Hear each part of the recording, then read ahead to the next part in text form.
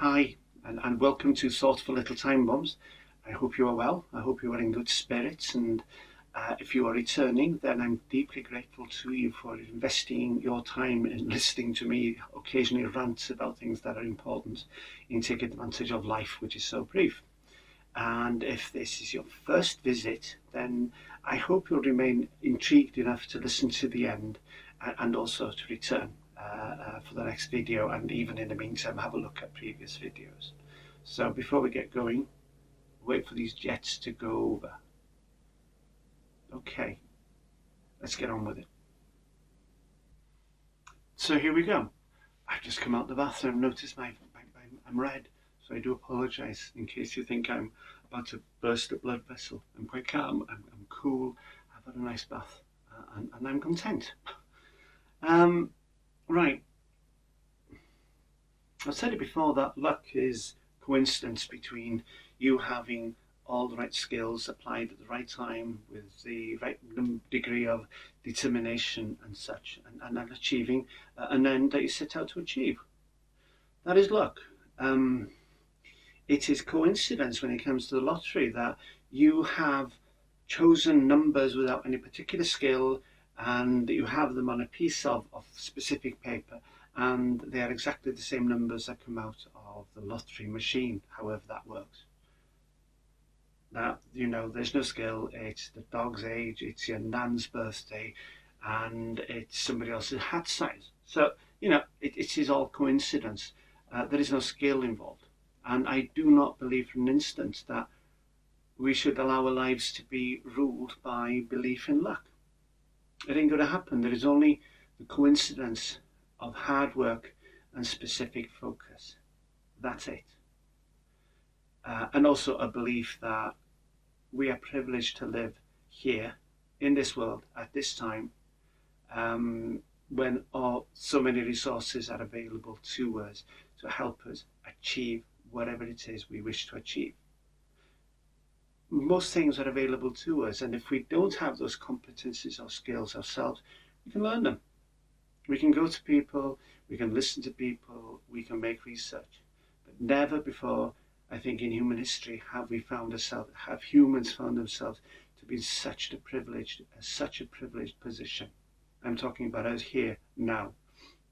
There are places in the world where this is not true, and that is so sad. But we have to focus on us, me, I, you. So serendipity sucks. Serendipity is happy accident. I don't believe in happy accidents. Happy accident is, I can't think of an example in my life where it's occurred. I believe that in a world of 7 billion people, all things are possible. Anything you can think of will be happening to somebody, one person in all of that.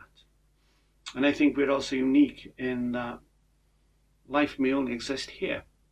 Doesn't matter what you believe about UFOs or UAPs, there is no evidence to date, other than wibbly wobbly pictures, rubbish pictures. There is no evidence from SETI, Search for Extraterrestrial Intelligence, that proves that there is any intelligent life out there. We've heard nothing. In 40, 50 years, not a single signal has indicated that there is intelligent life there sending signals that indicate intelligence. Just hasn't happened. So it redoubles the need to believe that we are privileged and time is short and we better get on with it. This is it. No superstition. Forget about an afterlife. Doesn't mean dismiss your beliefs. I'm just saying, in order to get the energy and the desperation up to do things, then choose to believe temporarily, whatever suits you, that there is no afterlife and there will be no intervention. I remember somebody saying, somebody used to live behind a family member, and every time there's a crisis in the family, and I'm not ridiculing, I'm just giving you a story, the whole family would be pulled to their knees in the kitchen. This is in the next door house. And there would be prayers, asking for intervention, asking for somebody to take charge, asking for somebody to look after them. Now, if I were a deity, if I were God, your God, anybody's God, the universe, then I would be irritated, because I believe that we have been given almost everything we need in order to succeed. And if somebody was to fall on their knees instead of applying themselves, I would be irritated and I would pay no attention to it. In such circumstances, I think the right prayer to have is, praise the Lord, and where's the toolbox? That's it. That's all we need to know. We need to believe that we have more or less everything we need, and if we don't have it, then it is accessible to us. So, lottery is a waste of time.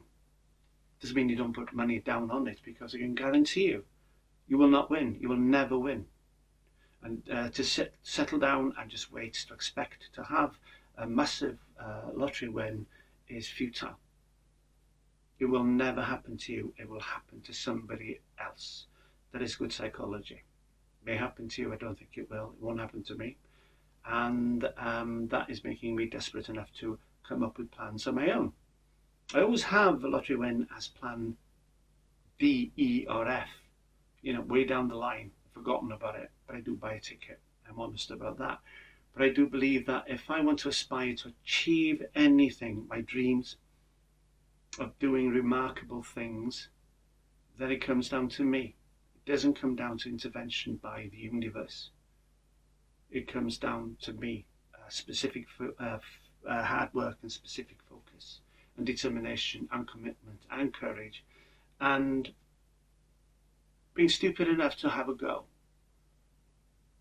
As I say, things you want to do, life is brief, be stupid, have a go. Do things that you wouldn't normally have done. Yeah, so dream is only important as long as it's part of the process. You know, a dream full stop means nothing. It has no value whatsoever. Dream only has value if it's dream and then plan and then action. And as I've said again and again, do it quietly, do it privately, do it secretively. Allow your plans to develop and your errors to be made and your successes to grow. Do it quietly. There's always somebody out there who will try and undermine you. And there's always a cruelty that's going to come back at you. People don't like winners. They honestly don't. Also, the odds of winning the lottery is 63 million to 1, I think. But it has to be. It is around that figure. And that's an incredible figure. I mean, it means you're not going to win. You know, so it's guaranteed you're not going to win. Somebody's going to win, but it's not you. Okay? So don't sit and wait for anything like that to happen. Now, if I had told you at the beginning that the odds of you achieving a dream, doesn't matter what it is, climb a mountain, run a marathon, learn how to play the piano, dance, whatever ridiculous, silly, wonderful, mad dream you might have. If I told you the odds were 100 to 1, if I told you before we were talking about the 63 million to 1 lottery win, then it would have shocked you. You'd say, okay, the odds are not good at all. God, compared to 63 million to 1, you know, 100 to 1 is odds on. And the thing to remember about 100 to 1 is you apply yourself to achieving that dream, whatever it is. You apply yourself and you work hard. And we've said in the past, the harder you work, the clearer the route becomes. And you work hard, you train, you do research, you do whatever it is you need to do that needs to be done to achieve this dream. The harder you work, the clearer the route becomes. So start off with 100 to 1. And as you progress and get more skilled and your focus is more refined, what happens? 100 to 1 becomes 70 to 1, 50 to 1, 10 to 1. So the harder you work, the more skilled you become. You make errors, learn from them, so that in the future you'll have a reference point, a trigger that tells you you're about to make the same mistake again. So you avoid doing it. You don't get the trauma of making a mistake, of making an error, of failing, because you avoid it. And each time you make an error and you grow, the odds are more and more in your favour. Most dreams, I would say, are big dreams that are 100 to 1. And as I say, the harder you work, it becomes almost a dead cert. And in the end, it becomes a dead cert. And the enlightening thing is that it may not be what you anticipated it to be. The end, the dream, you hope for something. And it's different. It's a different feeling, different sense of, this is where I am. And also, what's to say that halfway towards working towards achieving a certain dream, that you notice that over there, you wanted to go snorkeling over there, but you see a nice cliff over there, and you're thinking blue sky, turquoise sea, cliff, warm rock, what's not to like? And you start to decide you'll go climbing and start training to go climbing. The odds are in your favour, 100 to 1. It gets easier just by application. Anybody tells you the odds of you achieving anything 100 to 1, grab it, because that is more or less a certainty as far as I'm concerned. Also, blind hope is, again, sitting on your backside, waiting for intervention, waiting for things to happen, waiting for a coincidence that 50 ducks come in a row and they allow certain wonderful things to happen to you, which comes under the title of serendipity sucks. So you can have nothing to do with that. You want nothing to do with it. Anything that involves you sitting down, waiting for things to happen, you want nothing to do with it. And I was just thinking the other day about Hail Mary. I don't know if you've heard of a Hail Mary throw. Hail Mary throw is in an American football match, I think. And it's when the quarterback gets the ball and he just throws it, seconds to go. And he just throws it in a certain direction towards the touchdown line of the opposition.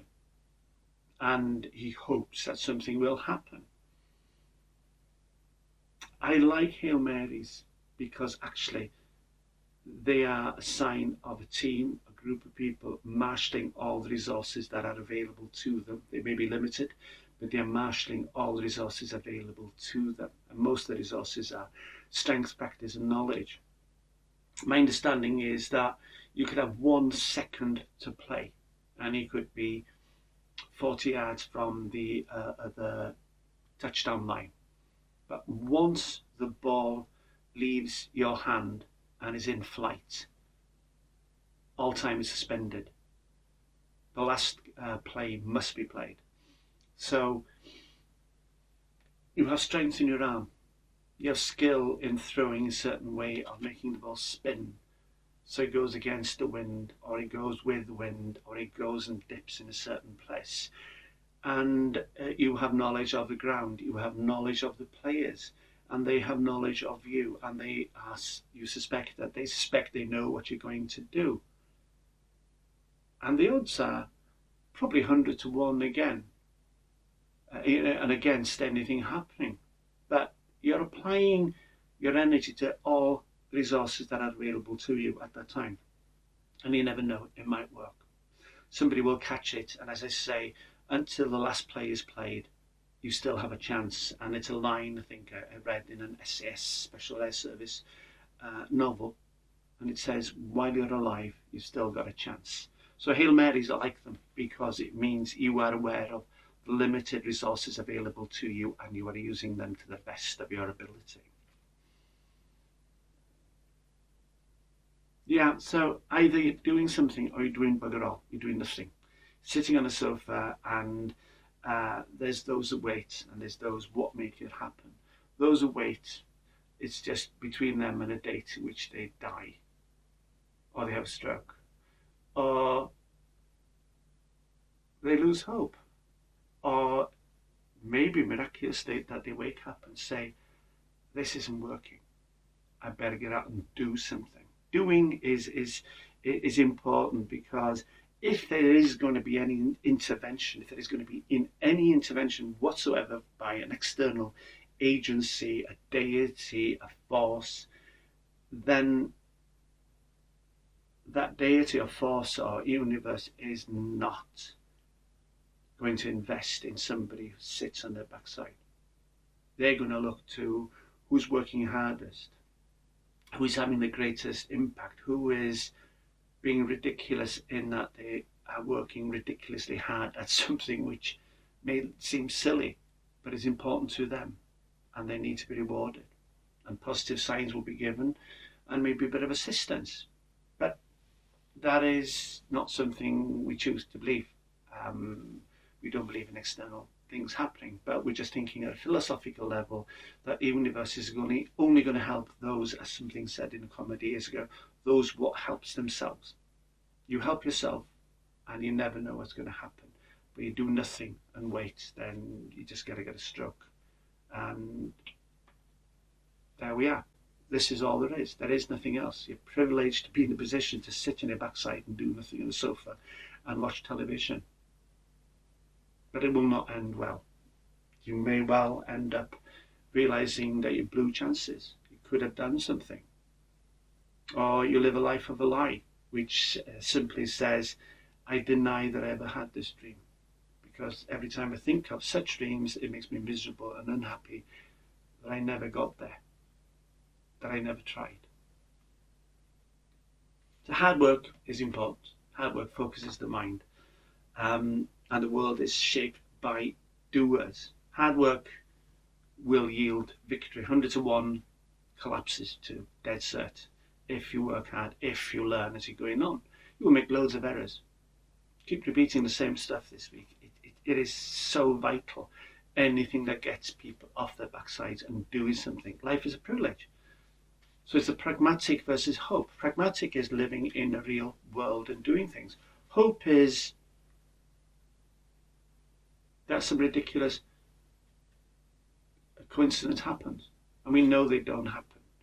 We know they don't happen because we haven't got that swimming pool. We haven't got that infinity pool. We haven't got the azure sky over there. We haven't got the perfect husband, perfect wife, perfect kitchen. So clearly it's not working. Anything you want, you have to make. And the smart people know this, which is why they are successful. We're built to expand. We have capacity, enormous capacity for growth, for expanding our knowledge, for gaining experience and working from it. It's in evolutionary terms, it is this ability to learn that has put us above other animals, which has made us the most dominant animal probably this world has ever seen, because we seem to be having more of an impact in the world, whether it's positive or negative. We're blessed that we can gain wisdom, that we can increase the capacity of our hearts to take and to give, and the depth of our soul. We're remarkable. And yet, majority of people seem to sit their backside and do nothing. And the capacity for taking this wonderful knowledge and experience and love and euphoria and enthusiasm and commitment and courage and determination, it's limitless. It is limitless. Hang around with people who have those and you will always succeed. Hang around with people who don't have these or don't choose to exemplify them, then nothing will happen. And also, this is something people say, this is about human being versus human doing. Human doing has created the world. Accept it. Just accept it. That's the thing. We are here because of human doing. Now, human being is lovely. It's great. It's about being close to who we are. It's a spiritual idea. Aeroplane coming. Anyway, people say, I need to start believing in me. I would, at this stage in my life, dispute that one wholeheartedly with great enthusiasm. You don't need to believe in you. Honestly, don't. You need to believe in hard work. You need to believe in that the dream is possible. And you need to apply that hard work and learning and life experiences to this date. You need to apply them. You do not need to believe in you. You just need to believe in hard work. The rest will come. And maybe believing in you will be there at the end of it all. But it could be that it's irrelevant, that you've moved beyond that. So believing in hard work is more important than believing in you. It really is, because it's the hard work that gives you everything, and you, at the end of it, you may end up believing a bit more in you, if that's the important thing. But people who achieve generally don't believe in themselves; they just do. They don't. It's not a sense of being; it's a sense of doing. And also enjoy yourself while you're here. It's brief. Enjoy yourself while you're here. Yeah, it's low pressure as well. What happens is that the sound is all bounced, goes up and it's bounced down by layers of air. So that's why the racket is worse today. Yeah, being competitive is important, they say. Depends what your dream is, to get somewhere before somebody else, then that's fine. But being competitive um, puts the energy on somebody else, on another person, and not on your own endeavours. Carl Lewis, one of the greatest sprinters of all time, an American, 100 metres, 200 metres, 4 by 100 metres. He was always slower to the blocks compared to other people. But what he had was the last 60 metres. Couldn't catch him. It's remarkable, absolutely remarkable.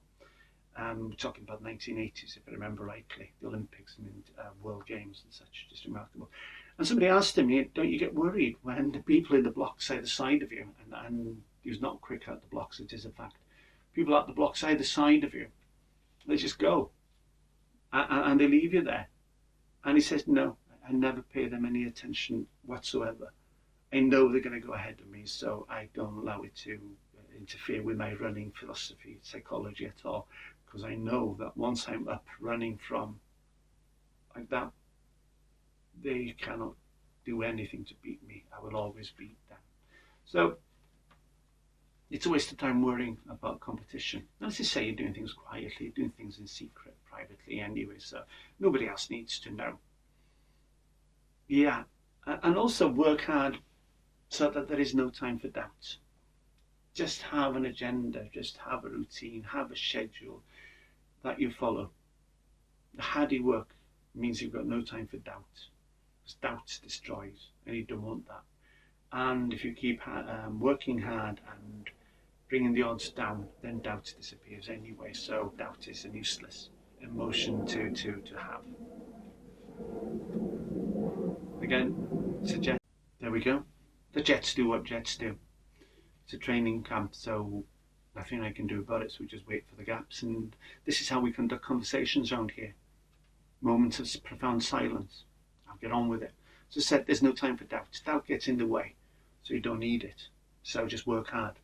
Work so hard and then get tired. Go to bed, get up again next day and carry on working hard with a focus, specific focus. Do not allow doubt in there. You don't need to think about doubt. You just need to think about hard work, and that dismisses it.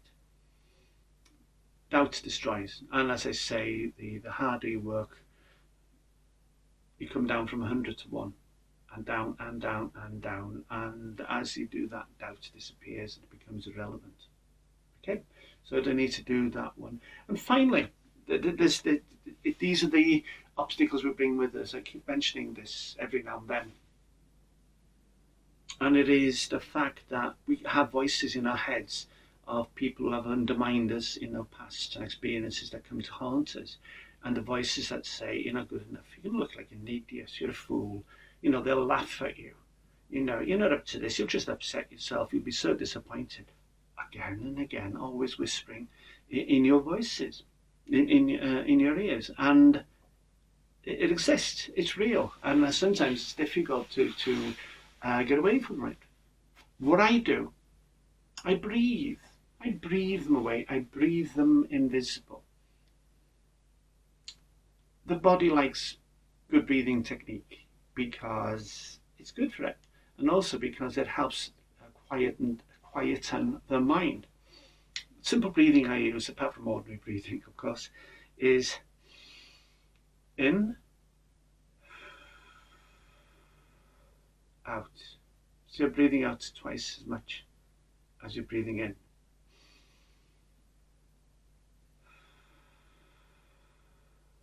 That's it. Keep repeating it. What I do is I think of myself at the side of a swimming pool. holding on, feet touching the side, and somebody, the person who's whispering, is there. As I breathe and breathe out, I just push myself away from them. You cannot think of two things at the same time. If you're doubting, then you cannot focus. So focus instead of doubting, and smother bad emotions with hard work. That's it. Hard work plus specific focus equals positive consequences. There we are. Render anyone or anything that would get in the way, render them invisible by breath. Breathe them away. I hope there's something in there that has resonated, and there's something in there that you find useful. I keep throwing these ideas out there. They may go off for you like a thoughtful little time bomb. I hope they have. I hope there's something in there. May not necessarily be, but if there could be next time. So please pop back. Look forward to seeing you. Thank you for coming today. And if anything resonated or you felt it's worthy, then please feel free to subscribe, to like, to share, and also to comment. I wish you well. Thank you for popping by. Bye-bye.